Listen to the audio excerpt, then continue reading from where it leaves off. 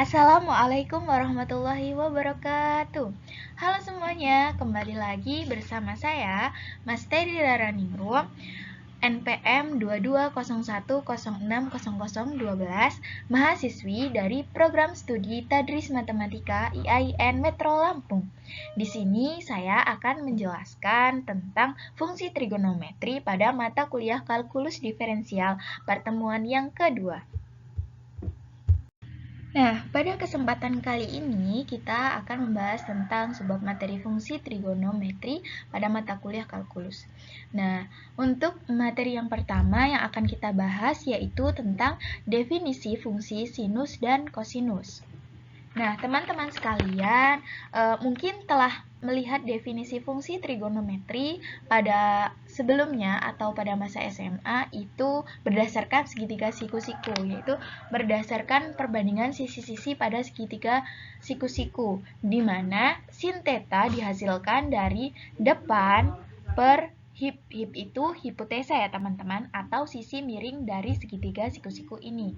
Lalu cos theta itu didapatkan dari samping per hip atau samping per hipotesa atau miring. Sedangkan tan bisa dicari dengan depan per samping, atau rumus singkatnya bisa kita singkat dengan demi, sami, dan desa. Itu adalah rumus fungsi trigonometri yang biasa kita kenal pada masa SMA atau sebelum kita masuk dalam definisi fungsi sinus dan kosinus pada mata kuliah kalkulus yang sebenarnya. Nah, lalu apa sih sebenarnya secara lebih umum kita mendefinisikan fungsi trigonometri itu yang benar berdasarkan apa sih? Nah, jadi teman-teman, di sini secara lebih umum kita akan mendefinisikan fungsi sinus dan kosinus itu berdasarkan lingkaran satuan.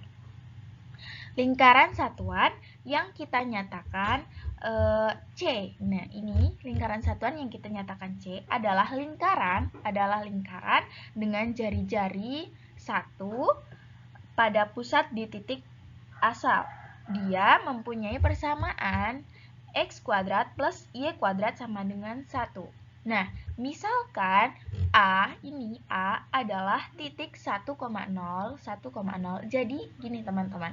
Di sini itu titik 1, di sini adalah titik 1, di sini min 1 dan di sini min 1. Jadi di sini titiknya itu sama, hanya berbeda nilai. Karena di sini koordinatnya di sini x, jika di sini positif, di sini negatif, di sini positif, di sini juga negatif. Jadi seperti itu ya. Kalau di sini 1 berarti di sini min 1. Kalau di sini 1 berarti di sini min 1. Nah, misalkan A adalah titik 1,0 dan T adalah jarak dari A ke P. Nah, itu disebut T. Dan T itu adalah bilangan positif, maka terdapat satu titik tunggal P, X, Y pada lingkaran C, sedemikian rupa sehingga panjang busur AP yang diukur menurut arah berlawanan arah arus jarum jam. Ini kan berlawanan ya. Nah, berlawanan dari A ke P.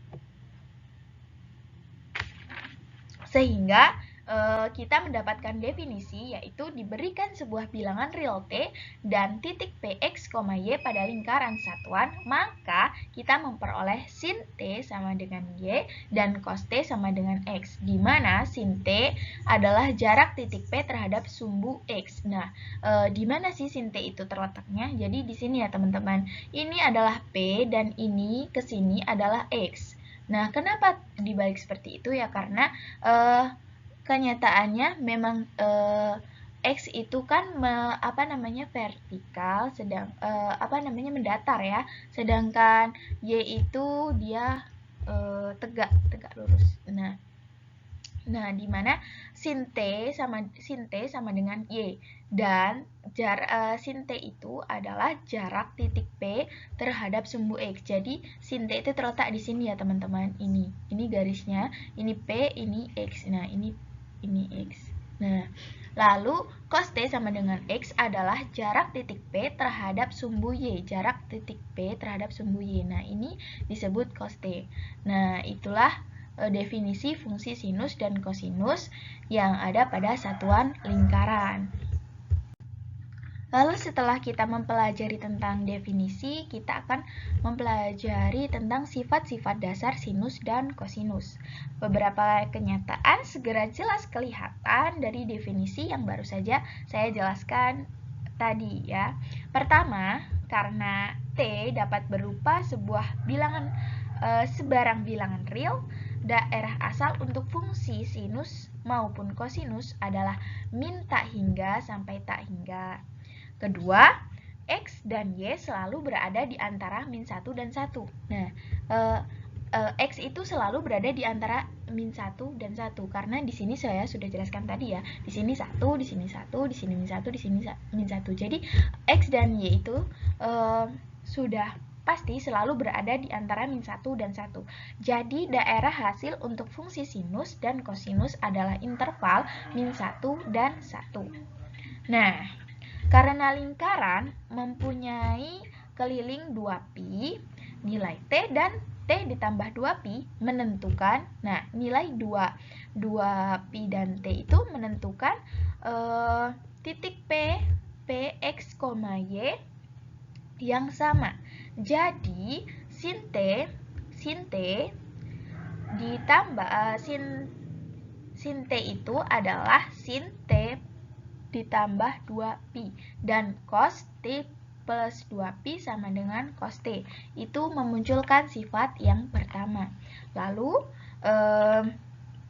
titik P ini P1 dan P2 yang berkorespondensi dengan T dan min T masing-masing simetri terhadap sumbu X. Nah, ini kan simetri terhadap sumbu X ya. Nih. Terhadap sumbu X. Jadi, koordinat X dari P1 dan P2 adalah sama. Dan koordinat Y hanya berbeda tanda. Akibatnya, sin min T sama dengan min sin T dan cos min T sama dengan cos T. Lalu, sifat tersebut memunculkan pada sifat yang kedua.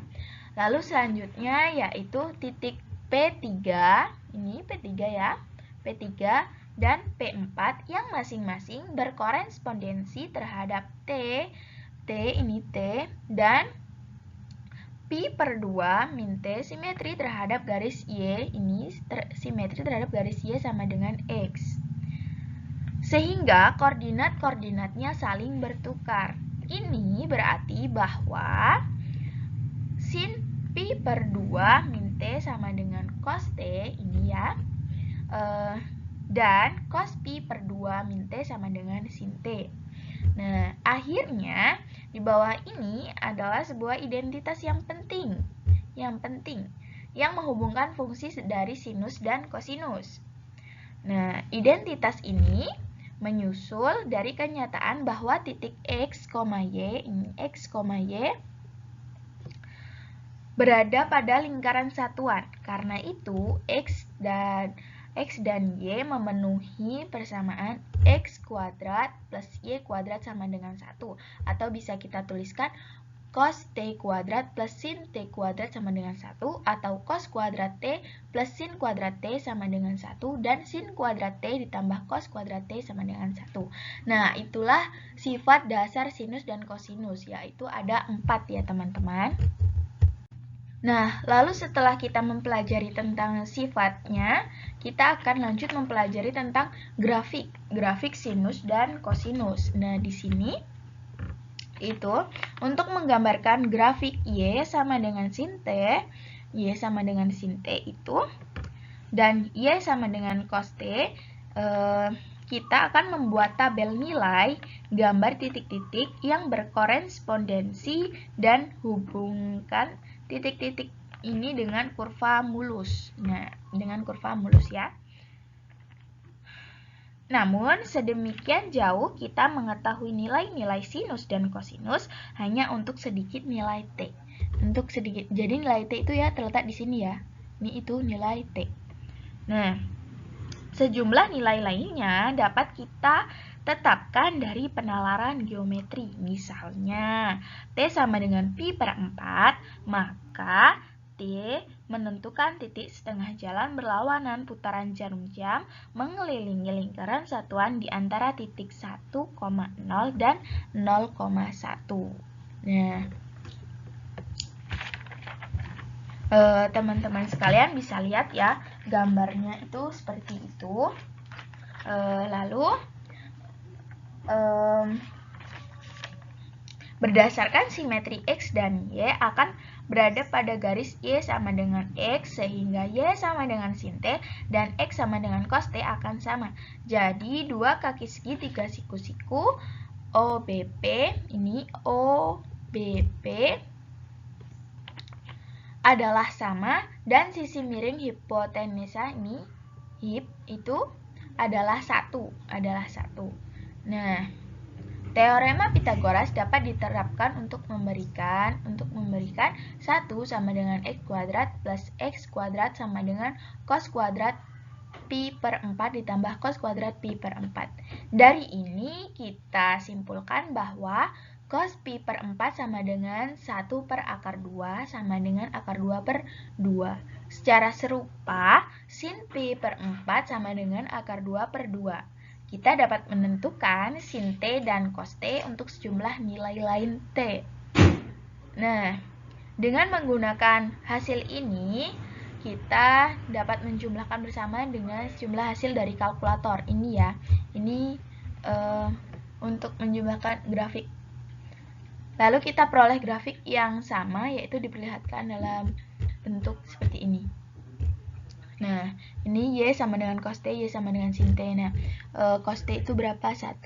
Nah, tapi bedanya itu jika ini kan menggunakan bilangan, tapi kalau ini menggunakan pi, ya kawan-kawan. Nah, dari fungsi grafik tersebut dapat kita perhatikan bahwa sin T dan cos T keduanya berkisar min 1 sampai 1. Kedua, grafik berulang pada interval yang berdampingan di sepanjang 2pi. Nah, ini berdampingan sepanjang 2pi. Nah, ini sama kan? Nah, lalu grafik Y sama dengan sin T simetri terhadap titik asal, dan Y sama dengan cos T simetri terhadap sumbu Y. Lalu yang terakhir yaitu grafik Y sama dengan sin T sama seperti Y sama dengan cos T, tetapi digeser pi per 2 satuan ke kanan. Nah, lalu sketsa grafik yang selanjutnya, yaitu kita dapat gambarkan Y sama dengan sin 2pi T, itu seperti ini. Nih, oke. Lalu B yaitu yang kedua yaitu Y sama dengan cos 2T, itu grafiknya seperti itu ya kawan-kawan. Lalu kita akan memperoleh grafik berikutnya pada slide yang selanjutnya yang saya akan jelaskan. Nah, selanjutnya yaitu kita akan membahas periode dan amplitudo fungsi trigonometri. Nah, jadi periode dan amplitudo itu apa sih sebenarnya? Jadi, di sini kita akan jelaskan secara pelan-pelan ya. Jadi, fungsi f dikatakan periodik terhadap suatu bilangan P sedemikian rupa sehingga f(x plus P) sama dengan fx. Untuk semua bilangan real x dalam daerah asal f, bilangan positif terkecil P yang demikian disebut periode f. Jadi, periode itu adalah bilangan positif terkecil P. Ya, bilangan positif terkecil P itu disebut periode. Nah, sedangkan amplitudo itu yaitu jika fungsi periodik mencapai suatu minimum dan maksimum. Kita definisikan amplitudo A sebagai setengah jarak vertikal antara titik terendah dan titik tertinggi pada grafik. Jadi, periode itu adalah bilangan positif terkecil P, lalu amplitudo adalah fungsi periodik mencapai suatu titik minimum maksimum atau titik terendah dan titik tertinggi. Nah, lalu yang terakhir yaitu kita akan membahas tentang 4 fungsi trigonometri lainnya. Nah, sebenarnya kita cukup mempelajari fungsi sinus dan kosinus itu sudah cukup. Karena biasanya kita hanya menggunakan fungsi sinus dan kosinus.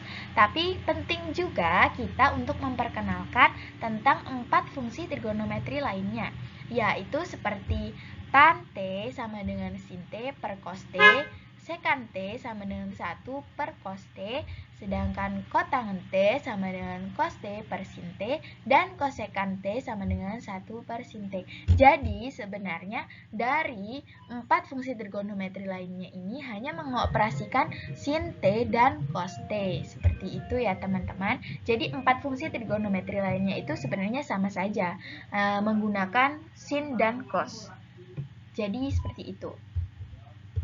Nah, mungkin cukup sekian pertemuan pada kali ini. Mungkin itu saja yang bisa saya sampaikan pada penjelasan materi tentang mata kuliah fungsi trigonometri pada mata kuliah kalkulus diferensial pertemuan yang kedua. Terima kasih atas perhatian teman-teman sekalian sudah menyimak video saya. Jika teman-teman minat untuk belajar lebih dalam lagi, bisa follow IG saya. Di situ saya sudah terapkan IG saya dan email saya. Kalian bisa mengirimi pesan atau DM saya untuk belajar lebih lanjut ya. Tapi juga tidak apa-apa. Ya, mungkin cukup sekian dari saya akhiri. Wabillahi taufiq wal hidayah. Wassalamualaikum warahmatullahi wabarakatuh. See you next time.